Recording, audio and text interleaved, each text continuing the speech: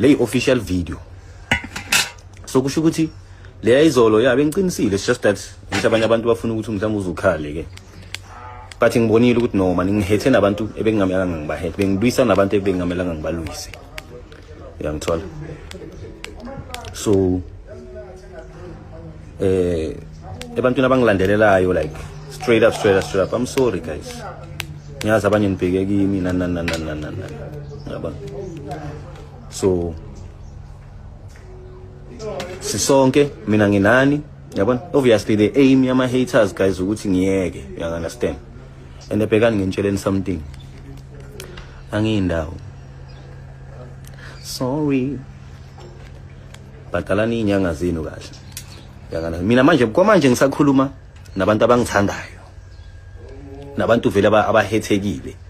You understand? Angifuni ukuthi South Africa because